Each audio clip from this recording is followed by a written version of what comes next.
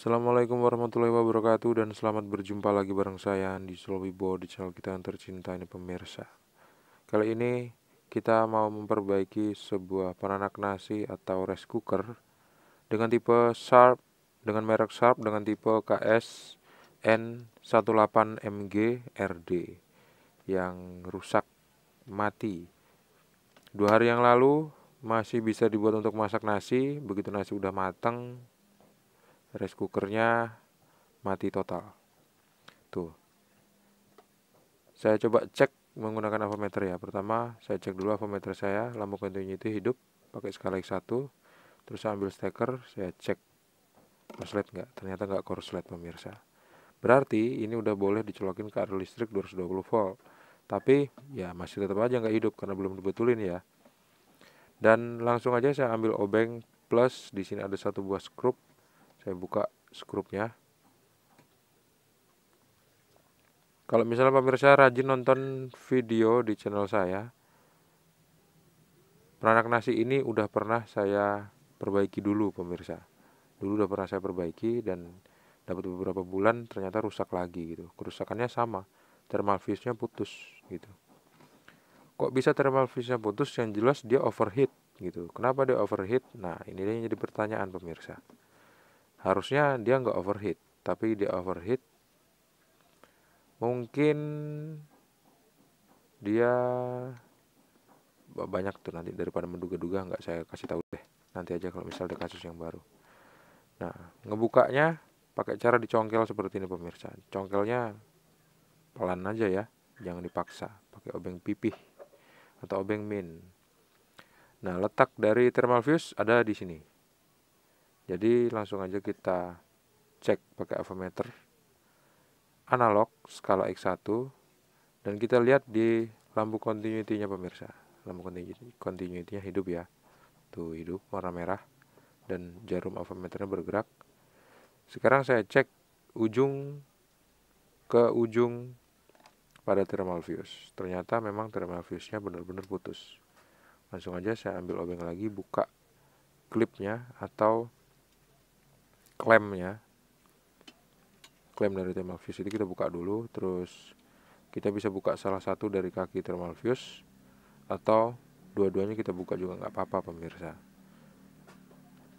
Tapi kalau saya sih biasanya saya nggak bongkar semua, saya bongkar beberapa aja yang kira-kira nggak perlu dibongkar, nggak saya bongkar pemirsa untuk meminimalisir kesalahan yang nggak diperlukan gitu ya. Sekarang saya coba untuk buka satu dulu, ini skrupnya saya simpan baik-baik supaya nggak hilang. Terus thermal fuse-nya itu pemirsa letaknya ada di dalam isolator nih. Tuh, di dalam isolator yang tahan panas ini pemirsa.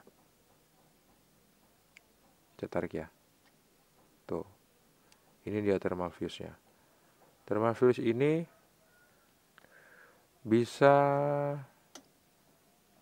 memiliki maksimal ampere itu 10 gitu. Jadi kalau di atas 10 ampere berarti dia bakal putus.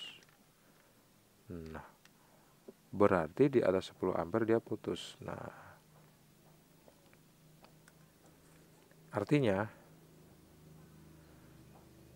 memang pemicu putusnya thermal fuse ini salah satunya ampere yang di atas 10. Terus panasnya juga keterlaluan gitu ya. Ini dia pemirsa. Saya pasin dulu supaya zoomnya pas. Iya, nggak pas.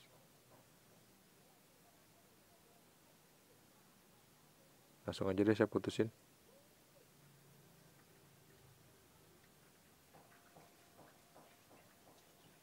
Oh iya pemirsa, jangan lupa untuk klik subscribe, like, dan membagikan video ini ke teman-teman pemirsa. Semoga bermanfaat ya. Mana tahu ada rice cooker rusak di rumah, bisa betulin sendiri. Tapi hati-hati kalau misalnya nggak ngerti sama listrik atau nggak ngerti komponen elektronik, jangan coba-coba ya pemirsa karena ini berbahaya. Don't try this at home.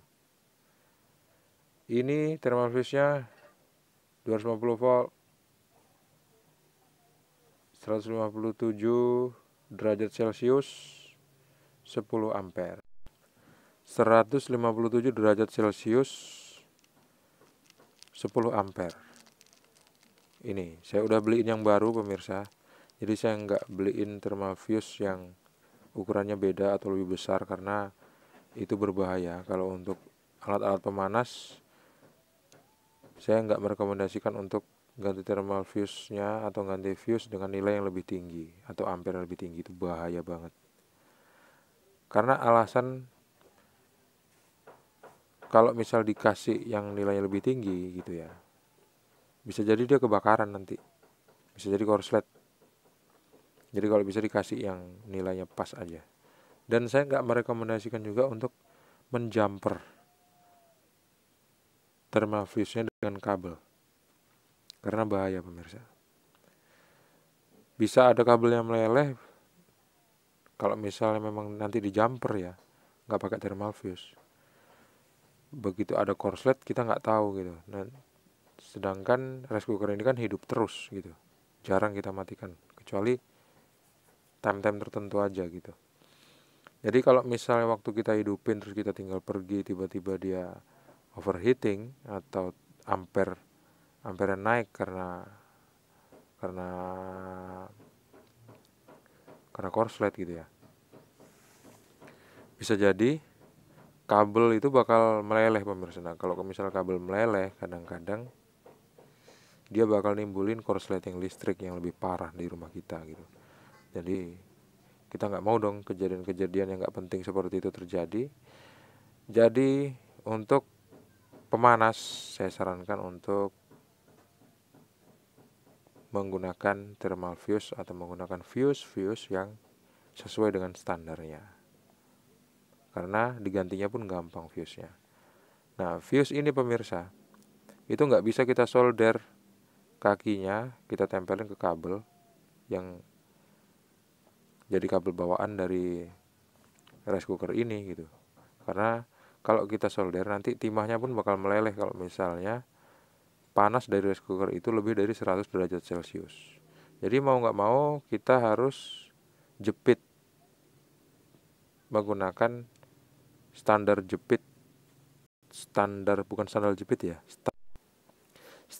pengunci untuk mengunci dua objek logam tanpa disolder gitu. Tapi saya nggak nemuin itu sih.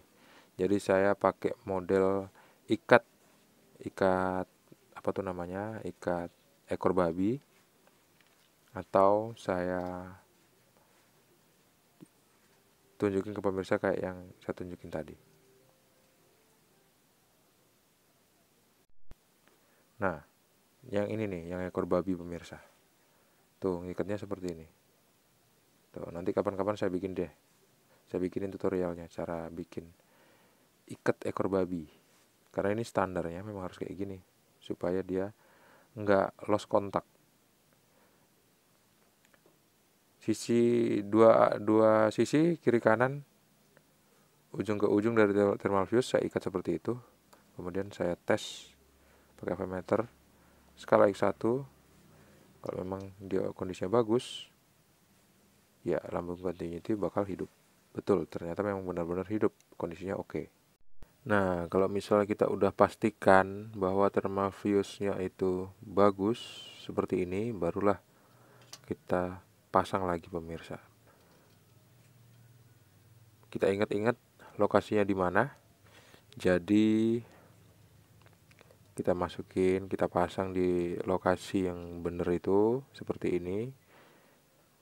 Misalnya kabel yang warna hitam ini kan ada di sebelah kiri. Ada di sebelah kiri saya ya, atau di tangan kiri saya ini. Terus yang kabel putih itu ada di tangan kanan saya. Terus saya masukin ke posisinya, terus skrupnya saya pasang lagi, terus diketatin pakai obeng dan pakai tang sesuai dengan kebutuhan lah pemirsa.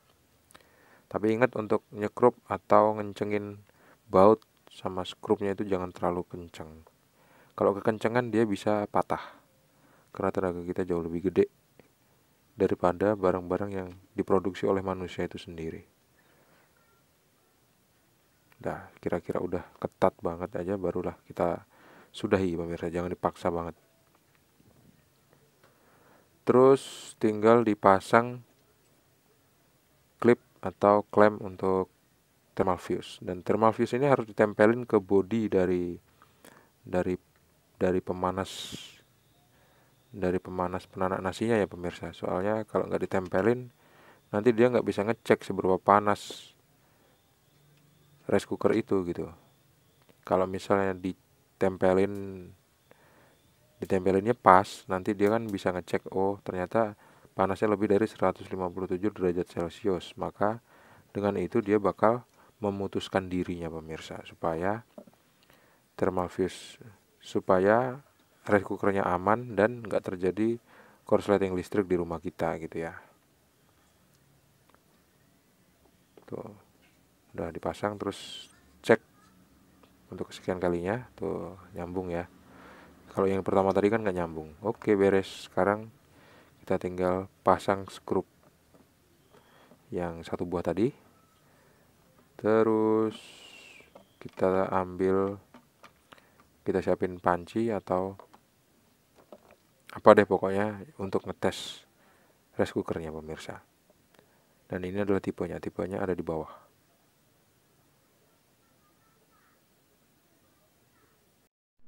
Tipenya ada di belakang, tulisan tipe itu ada di belakang dan paling bawah. Sekarang saya coba pakai panci biasa ya, untuk ngelihat dia nyala apa enggak aja gitu. Ternyata memang nyala dan pasti panas nih kalau ditunggu lama. Colokin ke arus listrik 220 volt dan akhirnya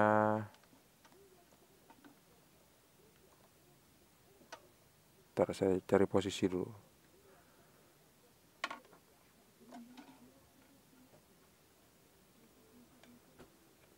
Bismillah. Oke, ternyata hidup pemirsa. Jadi beres. Begitulah pemirsa cara memperbaiki rice cooker atau bahasa Indonesianya penanak nasi atau bahasa Inggrisnya rice cooker dengan merek Sharp tipe KS N18MG RD. Terima kasih sudah menonton. Jangan lupa untuk klik subscribe, like, dan membagikan video ini ke teman-teman pemirsa. Sampai jumpa di video selanjutnya. Assalamualaikum warahmatullahi wabarakatuh. See you and bye-bye. Have a nice weekend.